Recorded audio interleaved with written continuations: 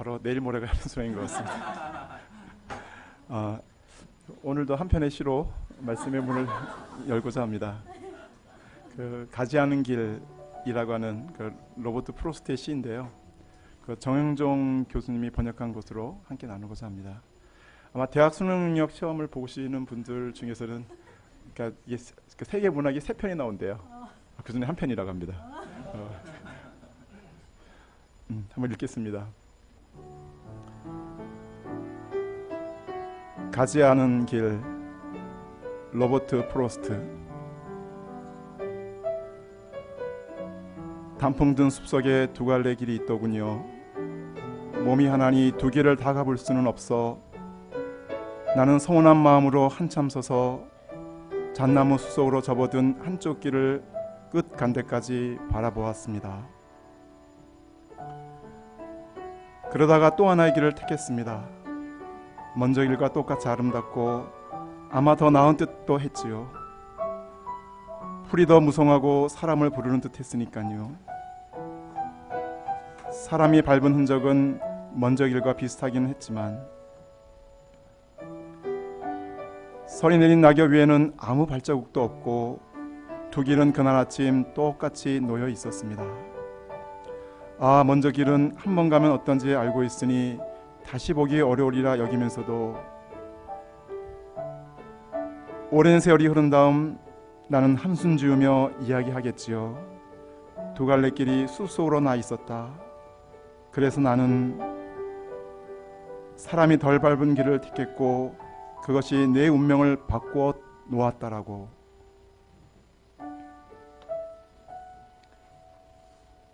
종종 우리는 인생의 갈림길에서 망설이다가 어느 한 길을 선택하고 먼 훗날 자신이 가지 않은 그 길을 생각하며 한숨을 쉬기도 합니다. 그러나 오늘 말씀에는 남들이 가지 않은 길을 갔지만 먼 훗날 결코 후회하지 않았던 한 사람이 나옵니다. 바로 아브라함입니다. 하나님은 홍수심판에도 여전히 타락하는 인간들을 보시며 새로운 구원 프로젝트를 아브라함을 통해 시작하고자 하셨습니다. 이 시간 말씀을 통해 아브라함은 어떤 사람이고 또 그를 부르신 하나님은 어떤 분이신지 배울 수 있기를 기도합니다. 또한 이 말씀을 통해 이 시간 저에게 말씀하시는 하나님의 음성을 들을 수 있기를 간절히 기도합니다. 오늘 말씀의 제목은 아브라함을 부르신 하나님입니다. 요절 말씀은 창세기 12장 2절입니다. 다 함께 한번 읽어보겠습니다. 시작. 내가 너로 큰 민족을 이루고 내게 복을 주어 내 이름을 창대하게 하리니 너는 복이 될지라. 다 함께 기도하시겠습니다. 하나님 아버지, 아무 자격 없고 도리어 허물과 실수로 늘 주님을 슬프시게 하는 저희들을 불러주시고 주님의 자녀 삼아주셔서 진심으로 감사합니다. 또한 소망을 두시고 생명의 길로 인도해 주시니 감사합니다. 이 시간 아브라함에게 주셨던 약속과 소망의 말씀을 통해 저에게 두신 소망과 약속을 발견하고 저희 또한 아브라함처럼 부르심을 쫓아 믿음으로 주님께 나아갈 수 있기를 간절히 기도합니다. 아무 자격 없는 죄인이 주의 말씀을 들고 섰사오니 주의 성령을 함께하여 주시옵소서. 저희는 감사드리옵고 예수 그리스도의 이름으로 기도드렸습니다. 파트 1. 아브라함을 부르신 하나님. 아브라함이 살던 곳은 11장 28절을 보면 갈대아인의 우르였습니다. 이곳은 페르시아만과 인접해 있는 메소포타미아 남부 지역으로 오늘날 이라크 지역에 해당합니다. 이곳은 고대의 찬란한 문화를 이룬 수메르 문명의 중심 도시로 상업과 무역이 발달하였고 약 3천여 종의 우상들이 있었습니다. 이곳에서 아브라함의 아버지 데라도 우상을 섬기고 있었습니다. 아버지가 우상 숭배자이니 그 아들도 당연히 우상을 숭배하였을 것입니다. 또한 이런 아브라함에게는 한 가지 큰 인생 문제가 있었습니다. 그것은 다른 형제들은 다 자식이 있는데 자신만 자식이 없다는 것입니다. 지금도 결혼했는데 자식이 없으면 작은 문제가 아닌데 하물며 당시에는 어떠했겠습니까? 사람들은 그가 신의 저주를 받았다고도 생각했습니다. 31절을 보십시오. 다 함께 한번 읽어보겠습니다. 시작. 데라가 그 아들 아브람과 하란의 아들인 그의 손자 롯과 그의 며느리 아브람의 아내 사레를 데리고 갈대아인의 우르를 떠나 가나안 땅으로 가고자 하더니 하란에 이르러 거기 거류하였으며 데라는 아브람과 며느리 사레와 장손인 롯을 데리고 갈대아인의 우르에서 가나안 땅으로 이주하고자 하였습니다. 이 본문만을 보면 이 일을 주도한 사람이 데라인 것처럼 보입니다. 그러나 창세기 15장 7절 또 그에게 이르시되 나는 이 땅을 내게 주어 소유를 삼게 하려고 너를 갈대아 우르에서 이끌어낸 여호와니라 라는 말씀과 사도행전 7장 2절 말씀을 보면 갈대아 우르에서 영광의 하나님이 부르신 사람은 데라가 아니라 아브라함인 것을 알 수 있습니다. 당연히 가나안 행을 주도한 사람도 아브라함이었을 것입니다. 그런데도 데라가 이 일을 주도한 것처럼 기술된 것은 당시 이 가장이 데라였기 때문이었습니다. 그런데 우르에서 유프라데스 강을 따라 헤란까지 왔던 데라가 나이가 많아 긴 여행으로 인해 힘이 들어서인지 또는 문화권이 다른 가나안 지역으로 가는 것이 부담스러웠는지 정확히 알 수는 없지만 강을 건너 가나안으로 들어가지 않고 하란에 머물게 되었습니다. 아마 가나안에 대한 열정이 없었던 아버지 데라가 가나안으로 가고자 하는 아브라함의 발목을 잡았을 것입니다. 결국 아브라함도 아버지 데라와 함께 하란에 눌러앉고 말았습니다. 이곳에서 아브라함은 열심히 일을 하여 많은 재물도 얻었습니다. 또 주말엔 친구들과 어울려 다니며 골프도 치고 자식이 없는 자신을 위로해주는 친구들과 한 잔술을 마시며 넋두리도 놀아놓았습니다. 그런데 그렇게 세월은 흘러 아버지 데라가 세상을 떠났습니다. 이제 가나안을 향해 가던 자신을 붙잡았던 아버지도 계시지 않으니 갈대아 우르에서 자신을 부르셨던 하나님의 부르심을 쫓아 가나안으로 출발해야 했습니다. 그러나 쉬다가 뛰기 싫은 것처럼 아브라함은 하나님의 부르심을 애써 외면하며 여전히 하란에 머물고 있었습니다. 하나님 이런 아브라함에게 실망하시거나 또는 그를 포기할 수도 있었습니다. 그런데 하나님은 어떻게 하셨습니까? 12장 1절을 보십시오. 여호와께서 아브라함에게 이르시되 너는 너의 고향과 친척과 아버지의 집을 떠나 내가 내게 보여줄 땅으로 가라. 하나님은 아브라함에게 다시 나타나셔서 그를 부르셨습니다. 고향과 친척과 아버지의 집을 떠나 하나님이 지시하시는 땅으로 가라고 명령하셨습니다. 그런데 왜 하나님은 이렇게 아브라함에게 지금 살고 있는 곳을 떠나 지시할 땅으로 가라고 하시는 것입니까? 그것은 아마 현재 아브라함이 머물고 있던 하란도 우르와 마찬가지로 달의 신 난다르를 주신으로 섬기는 우상 숭배와 제약이 가득한 곳으로 그 땅에서는 하나님과의 관계가 깊이 맺어질 수 없었기 때문이었을 것입니다. 그런데 아브라함 입장에서 그 땅을 떠나는 것은 쉽지 않았습니다. 75년간 미우나 고우나 자신의 삶의 터전이었기 때문입니다.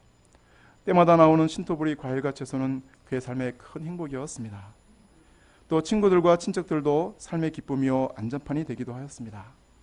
이런 것들을 버리고 모든 관계를 끊고 미지의 땅인 가나안으로 간다는 것은 쉽지 않았습니다.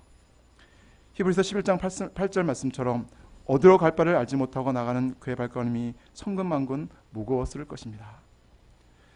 나중에 기근 때문에 애굽으로 내려가서 두려움 때문에 아내를 누이라고 속이는 것을 보면 새 가슴을 가진 그가 이 길을 간다는 것은 정말 쉽지 않았을 것입니다.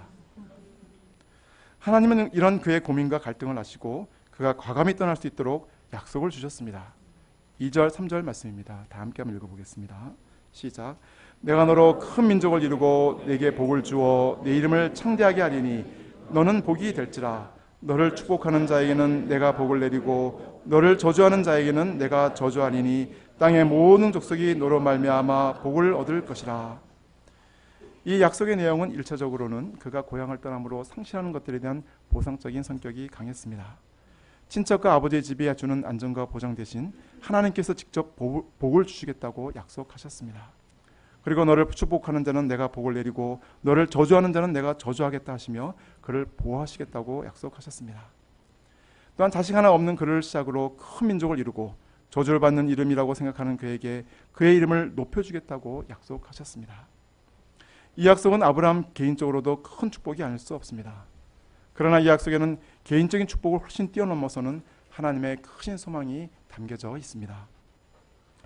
첫째, 하나님께서는 그를 시작으로 장차 큰 민족을 이루겠다는 소망을 갖고 계셨습니다. 여기서 큰 민족은 숫자가 많다는 뜻도 있지만 영어로 a great nation, 즉 위대한 민족을 말합니다. 그런데 하나님 보실 때 어떤 민족이 큰 민족, 위대한 민족입니까? 땅덩어리가 크고 인구가 많은 민족입니까? 아니면 항공모함이나 핵탄두를 장착한 IBM을 만들 수 있는 기술과 경제를 가진 나라입니까? 아닙니다. ICBM입니까? 그렇군요. ICBM. 예. 신명기 4장 7절 8절을 한번 보십시오. 다 함께 읽어보겠습니다. 시작. 우리 하나님 여호와께서 우리가 그에게 기도할 때마다 우리에게 가까이 하신과 같이 그 신이 가까이함을 얻은 큰 나라가 어디 있느냐. 오늘 내가 너에게 선포하는 이 율법과 같이 그 규례와 법도가 공의로운 큰 나라가 어디 있느냐. 하나님이 인정하신 큰 나라는 그 백성들이 하나님께 나아가 기도하는 나라요, 하나님의 말씀에 순종하는 나라입니다. 또한 불신과 죄악이 넘치는 세상 가운데서 하나님을 예배하는 민족이요, 하나님의 말씀으로 다른 민족을 섬기는 민족입니다. 무엇보다 이 민족을 통해 하나님의 말씀인 성경이 기록 보존되어지고 전 인류를 구원할 메시아 예수 그리스도가 탄생하는 민족입니다. 아브라함은 이런 민족의 조상으로 존경받으며 그 이름이 창대하게 됩니다. 사실 그는 중동의 이스라엘과 이슬람의 육신의 조상이 되었고, 영적으로는 예수를 믿는 모든 믿는 자의 조상이 되었습니다. 둘째, 하나님께서는 그를 복이 되게 하겠다는 소망입니다. 복이 된다는 것이 무슨 뜻입니까? 그것은 복의 근원이 된다는 뜻이요, 다른 사람에게 복을 끼치는 자가 된다는 것입니다. 복은 사람뿐 아니라 하나님의 주된 관심사입니다. 하나님이 인간을 창조하시고 가장 먼저 하신 일도 인간에게 복을 주신 것입니다. 하나님이 그들에게 복을 주시며 하나님이 그들에게 이르시되 생육하고 번성하여 땅에 충만하라, 땅을 정복하라, 바다의 물고기와 하늘의 새와 땅에 움직이는 모든 생물을 다스리라 하시니라. 하나님은 우리에게 복 주기를 원하십니다. 하나님은 만복의 근원이십니다. 이 하나님께서 아브라함에게 복을 넘치도록 부어주시고 또 하나님의 복을 세상 만민에게 나눠주는 복의 통로가 되게 하시겠다고 하십니다. 그럼 복이란 무엇입니까? 김남노 교수가 트렌드 코리아 2018년이라는 책에서 2018년도 소비 트렌드 대표 키워드를 10개를 선정하며 발표했는데 그중 하나가 소확행이라고 합니다. 무슨 뜻인지 아십니까? 작지만 확실한 행복이라는 단어입니다. 즉, 사람들은 반복되는 일상 속에서 자신만의 행복을 찾고자 합니다. 그래서 사람들은 YOLO, You Only Live Once의 삶을 추구합니다. 그런데 YOLO를 외치며 객기나 무모한 허세를 부리다가 그 생명이 가볍게 나가는 경우가 많이 발생한다고 합니다. 그러면 어떤 삶이 과연 행복한 삶입니까? 돈을 많이 모아 건물주가 되어 노후를 편하게 살면 행복합니까? 아니면 좋은 대학, 좋은 학과에 들어가서 세상적으로 성공하면 행복합니까? 또 자식이 좋은 직장에 들어가면 행복할까요? 물론 이것들도 행복과 기쁨을 줍니다. 그러나 일시적이라는 것이 문제입니다. 때로는 성취와 성공이 또는 많은 물질이 불행의 근원이 되기도 합니다. 왜냐하면 인간의 탐욕은 끝이 없기 때문입니다. 진정한 행복은 이와 같이 외적 상황이나 조건의 개선, 또 소유의 변화가 아니라 존재의 변화에서 옵니다. 또한 사람이 세상에서 말하는 모든 복을 다 소유해도 구원받지 못하고 죽는다면 그만큼 비참하고 허무한 것은 없을 것입니다. 하나님이 말씀하신 복도 물질적이고 현세적인 복이 아니라 내면적이고 영적인 복을 말합니다. 즉, 죄로 인해 영원히 심판받아 죽을 수밖에 없는 인생들을 구원하사 하나님의 자녀가 되어 영원한 생명을 누리게 하시는 것입니다. 더 나아가 하나님의 복을 나누어주는 구원 역사에 쓰임받는 것입니다. 이 복은 예수 그리스도를 통해 우리에게 주어진 축복이요, 또 바로 저에게 주어진 축복입니다. 상대적으로 열등감과 허무함으로 늘 자학하고 어두운 인생을 살던 자를 예수 그리스도의 보혈로 구원하사 하나님의 자녀가 되게 하셨고, 또한 영생의 기쁨과 행복을 누리게 하셨습니다. 그리고 넘치도록 부어주신 주님의 사랑과 은혜를 캠퍼스 방황하는 양들에게 나누어주는 삶을 살게 하셨습니다. 돈도 사랑도 은혜도 자신에게만 머물게 할 때 문제가 생깁니다. 무조건 흐르게 해야 합니다. 하나님이 주신 모든 것이 나로부터 자녀에게, 양들에게, 또 주위 사람들에게 흘러갈 때 타락하지 않고 하나님이 주신 축복을 감당하고 더욱 넘치는 하나님의 축복을 받게 됩니다. 사실 병원에서 자원봉사하시는 분들을 뵈면 그 얼굴에 빛이 나는 것을 보게 됩니다. 환자들을 위해 자신의 작은 시간과 사랑을 나눌 때 그분들이 누리는 기쁨이 얼마나 큰지 그 얼굴에서 알 수 있습니다. 재물을 나누는 것은 조금 나누는 것이고, 지혜를 나누는 것은 많이 나누는 것이고, 사랑을 나누는 것은 모두 다 나누는 것이라고 합니다. 하물며 하늘의 복을 나누는 삶만큼 행복하고 의미가 있는 것도 있을까요? 나에게 베풀으신 구원의 은혜를 다른 사람에게 나누고 그 한 영의 구원을 받아 하나님의 자녀가 되도록 말씀과 기도로 돕는 삶만큼 가치 있는 삶이 있을까요? 하나님은 이런 자를 기뻐하시고 축복하기를 원하고 원하십니다. 땅의 모든 족속이 너로 인하여 복을 얻을 것이니라 말씀하신 하나님은 아담 한 사람의 범죄로 시작된 이 땅의 저주를 아브라함 한 사람을 시작으로 축복으로 바꾸자 하셨고, 그 일을 지금 저희들을 통하여 이루고자 하십니다. 아브라함이 하나님의 소망이요 세상의 소망이었던 것처럼 오늘날 우리가 하나님의 소망이요 세상의 소망입니다. 그리고 이 하나님의 약속의 말씀은 하나님의 소망일 뿐 아니라 하나님의 의지이기도 합니다. NIV 성경을 보면 가장 많이 반복되는 단어가 I will입니다. I will. I will make. I will bless. I will make. I will bless. I will curse. 5번이나 반복되고 있습니다. 하나님은 아브라함이 하나님 말씀에 순종하여 믿음으로 나갈 때 그의 인생을 확실하게 책임지시겠다고 하는 것입니다. 천지를 만드신 하나님께서 그와 함께 하사 그의 인생을 인도해 주시겠다는 것입니다. 이것만큼 안전하고 완전한 보장이 어디 있겠습니까? 처음 말씀의 문을 열며 낭송했던 로버트 프로스트의 가지 않는 길에서 마지막 절이 마음에 많이 와닿습니다. 오랜 세월이 흐른 다음 나는 한숨 지으며 이야기하겠지요. 두 갈래 길이 숲속으로 나 있었다. 그래서 나는 사람이 덜 밟은 길을 택했고 그것이 내 운명을 바꾸어 놓았다라고. 이와 같이 우리는 숲속의 두 갈래 길처럼 인생의 선택의 갈래길에서 고민하고 또 나중에 자기의 선택을 후회하며 가지 않은 길을 후회할 때가 많이 있습니다. 그러나 가지 않은 길이 꼭 좋은 길이라는 보장도 없습니다.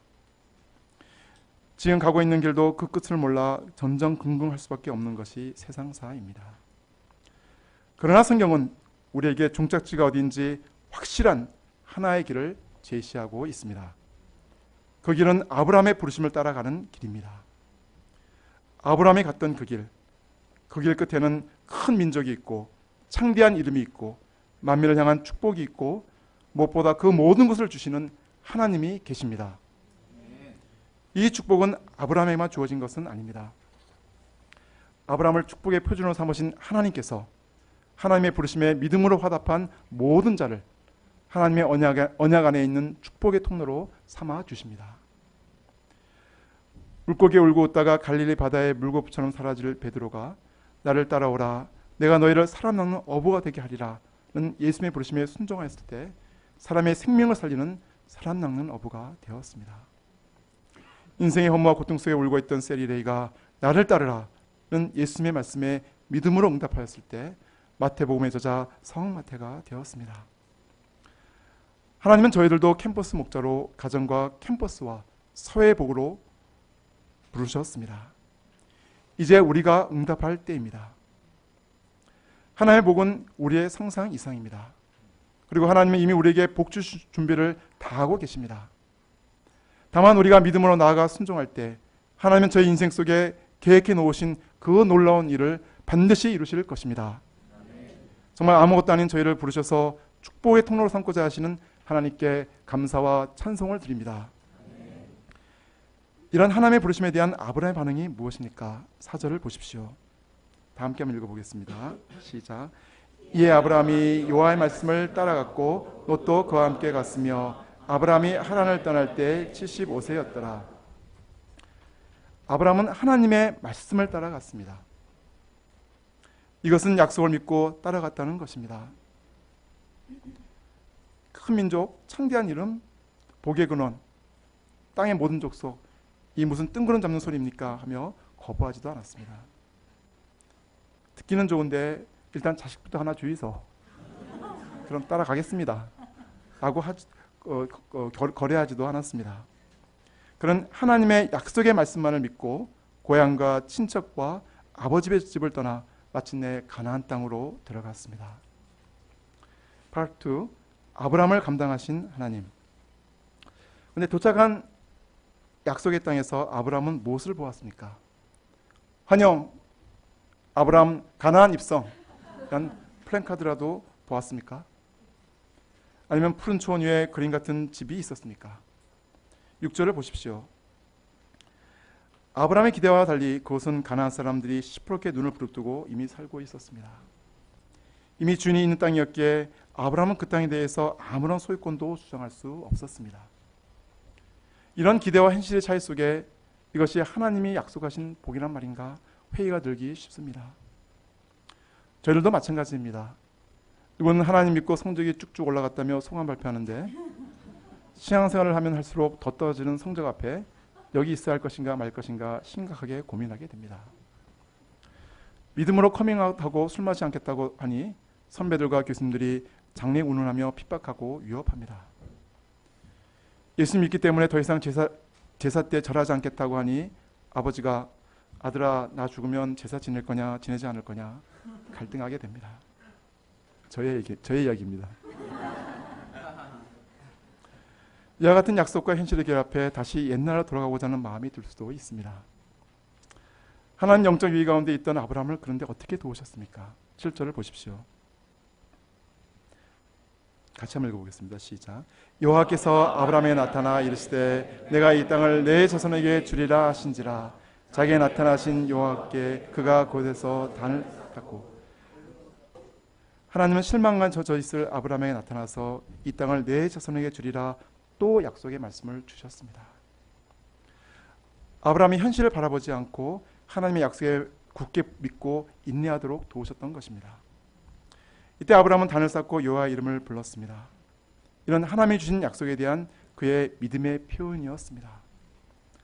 아브라함은 당장 현실만을 바라보며 불신하기보다 하나님을 예배하고 기도하며 믿음을 드렸습니다. 믿음은 믿음을 드려야만 하는 상황에서 믿음을 드릴 때 자라납니다. 마치 가뭄의 때 나무의 뿌리가 물을 얻기 위해 발버둥 치면서 뿌리가 더 깊이 내리는 것과 같습니다. 10절을 보십시오. 아브라함의 더 큰 시련이 닥쳐왔습니다. 그 땅에 기근이 들어 먹을 것이 없게 되었던 것입니다. 아브라함은 현실적인 생존 문제 앞에 기도하지 않고 먹을 것이 풍족한 이집트로 내려가서 이 문제를 해결하고자 하였습니다. 그런데 애굽에 가까이 갈수록 아리따운 아내로 인하여 걱정이 되었습니다.